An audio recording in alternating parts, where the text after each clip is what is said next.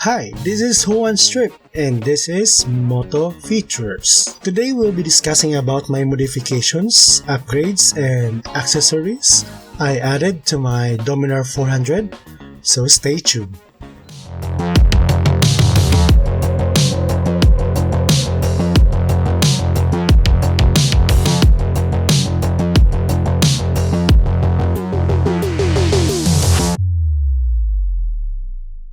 If you are new to my channel, I am one of the aspiring travel blogger here in Mindanao. I am also featuring motor riding videos.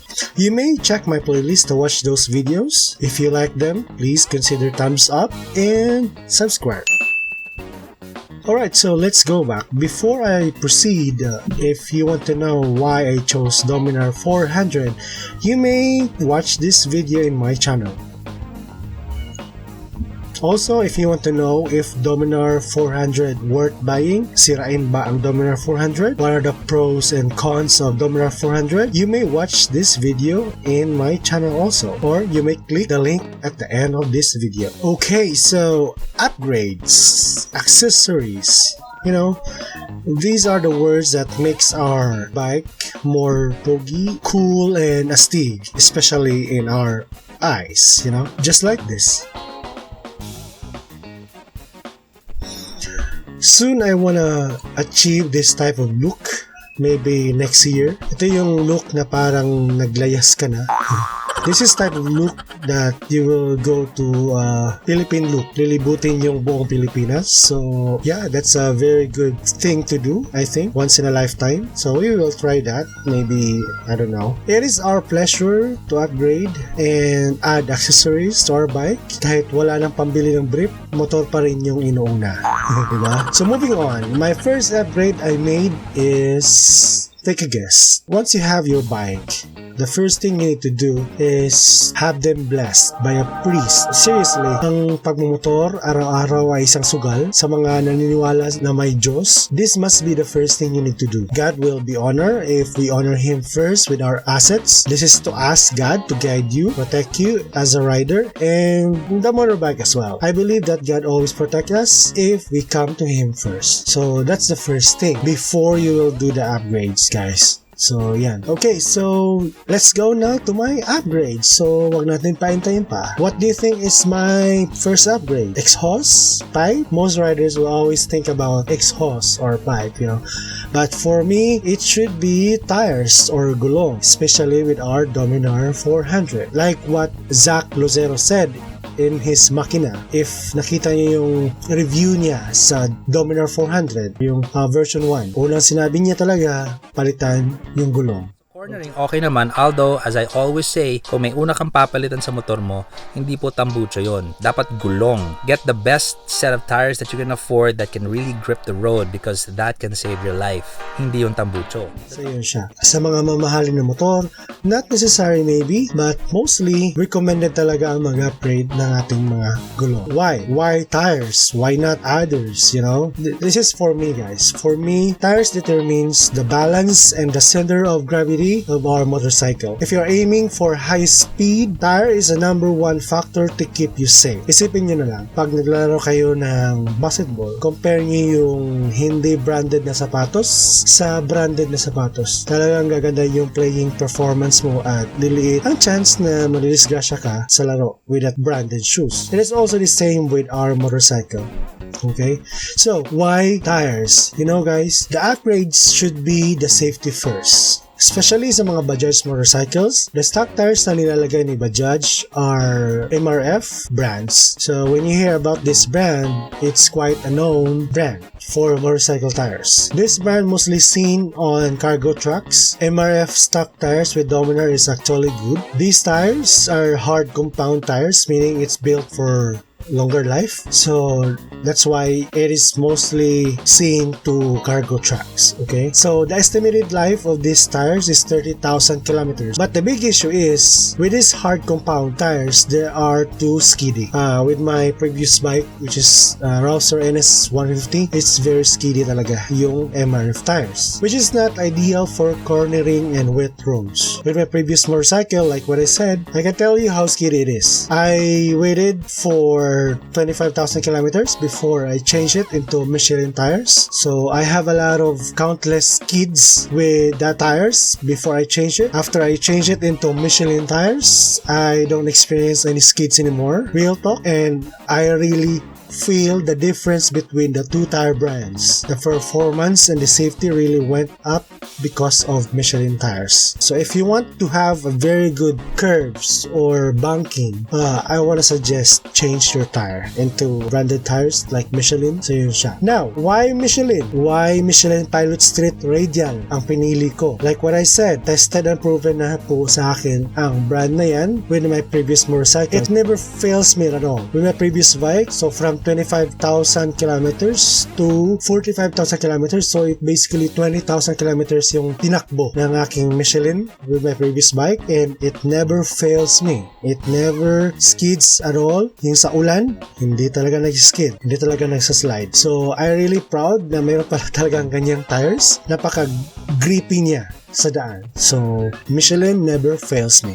Okay, so now there are 3 tire brands I will recommend for our Dominars. So basically these are known brands.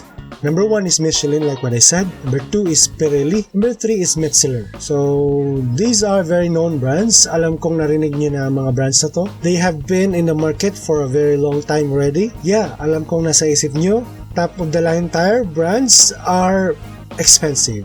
Yep.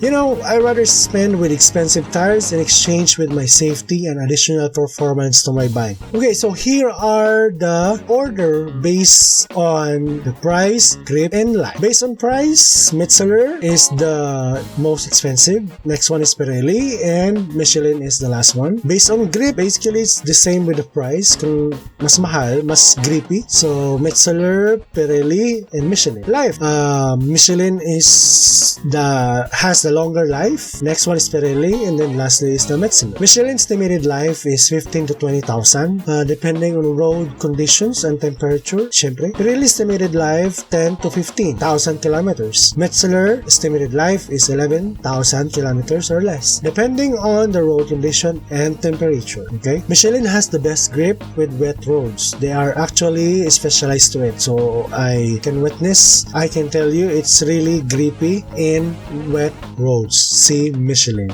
Okay, so with these details, I chose Michelin for the price and tread life. Also tested and proven to me. Okay, Michelin fanboy. Okay, number 2 is lightings or auxiliary lights. Like what I said, safety and precautions upgrades is my very first priority. So that's why I chose gulong first, or the tires, and then the next one is lightings or auxiliary lights. Why auxiliary lights is the second one? Visibility is one of the most important thing if you are in the highway. All drivers will be able to notice you easily because of the lights you install to your bike. That's why, mga sir, if you can always turn on your headlight all the time while on the road, it will help to lessen the chance of possible accidents dahil hindi ka masyadong visible sa daan. So advice ko, always turn on the headlights while driving. It will mostly likely to keep you safe. Mas madali ka makita kasi sa daan. Okay? So here are my auxiliary lights. Yan siya guys. So tingnan nyo na lang. Fog lamps and mini driving light. Ito po ang name at presyo sa Shopee. Okay, tingnan nyo na lang. Yan. Masyadong mahal pag binili mo sa tindahan ng mga motor parts. Almost doble yung presyo. Makakatipid ka kung sa Shopee mo bibilhin. Okay, so papakita ko sa inyo kung gaano siya kaliwanag.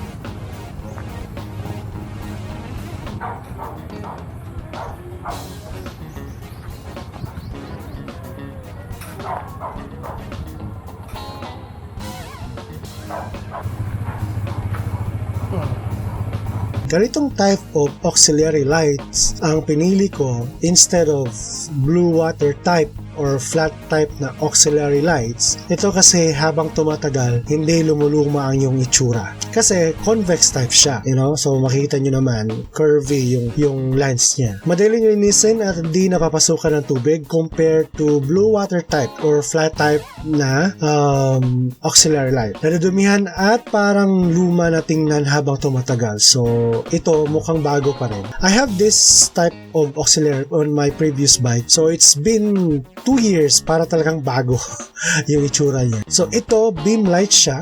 Talagang nakakasilaw. Take note, ginagamit ko lang yung auxiliary light ko pag long ride outside the city at passing light syempre as needed. So pina-install ko sa Ornabi Tagum. So almost 3,000 pesos yung installation fee alone. Kasama na yung mga switches, electrical tapes, and electrical wires. 3,000 kasi dalawang auxiliary lights. 2 pair of auxiliary lights, which is the beam light and the mini driving light. Isang horn, yung horn, hazard, at passing light. So papakita ko sa inyo yung lighting function na meron ang Dominar ko. Una is yung high and low ng MDL. So actually may puti yan, guys. So dalawa yung color ng MDL ko, yung mini driving light, yellow and puti. And yung sa fog lamps or beam light ko na meron niyang high, low, and strobe lights. Passing light, ito yung paborito ko. So sumasabay ang lahat ng ilaw pag nagpa-passing light. So very useful to send signals yung nasa unahan mo or to make them aware, like huwag kang mag-overtake. Ganun. Hazard. So ginagamit ko lang to pag tag-ulan at long rides. Okay? Take note. So disclaimer, follow po natin yung LTO guidelines regarding aux lights. So yung sa akin, I install it at my risk. So if you want to install the same, then install it at your risk. Also, wag naman po gamitin yung aux light natin sa city hanggat maaari. Gamitin po natin ng tama. Okay? Alright, so the third one is also belongs to the safety category. That is horn. The more louder horn you have, the easier you'll be noticed on the road. I installed a SUV horn type. Mura lang siya, guys, sa Shopee. So sa Shopee ko rin nabili. I'll show you. Yan siya. I'm sorry. Ito. Di po nasayang yung stock horn ko kasi pinagsabay ko na. So, hindi ko pinatanggal. So, 3 horn yung makikita nyo. Yung stock, high, and low. Yung bago. So, ito yung bago at ito yung stock. So, the more horn, the louder. Syempre. Okay?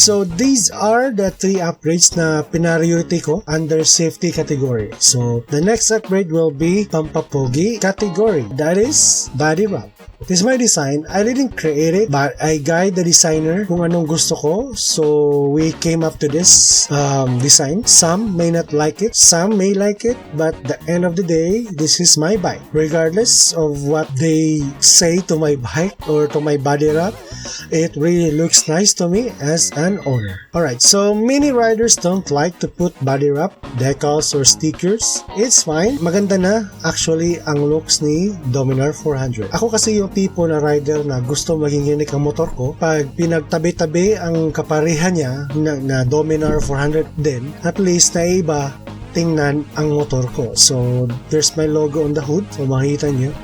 So there are pampapogi accessories that you may add to our Dominar 400. So dome kit na tinatawag nila na sa tabi ng tank. So mud guard, hand guard with the signal light. So nice siya actually. Crash guard kung papalitan nyo yung crash guard na meron si Dominar 400 yung stock. At syempre exhaust or pipe or tambucho. Okay? This is most common upgrades and most prioritized upgrade of most riders after acquiring a new motorcycle. I am actually good with stock exhaust of Dominar 400. Ayaw ko kasi ng maingay na motor while riding. So nakakadagdag ng stress kasi sa akin while I'm in a long ride. Ayaw ko rin ng earplugs kasi di ko maririnig yung mga bosina ng mga kasama ko or mga kasama sa daan. Okay, yung mga sasakyan. I have few exhausts in mind na gusto ko. Yung medyo basic pero mahirap kasi na ganitong motor, single cylinder lang. So mahirap i-achieve ang basic na tunog. I have a lot of upgrades in mind na gusto kong ilagay na sa Domin ko. Like those what I mentioned. But my next priority are iridium spark plugs, pads, mas gaganda yung performance ni Dominar dyan. Rubber pads to minimize more the vibration sa may tank at hood. And number 3, side boxes. So, ito yung pinakagusto ko. Medyo mahal lang talaga, pero it will give so much convenience when riding to tourist destinations and long rides. Marami talaga akong dala pag nag-rides kami. So, I really like to have that. So, yun. That's all my upgrades with my Dominar 400. So, what do you like the most out of those modifications, upgrades, and accessories I mentioned? Comment down below. Also, if you have other modification, either for safety, pampapogi, or for performance, please also comment down below. If you like this video, please hit like. Please consider subscribe to see more of my motor riding videos and local destination vlogs. As always, ride safe and see you to the next one. Bye.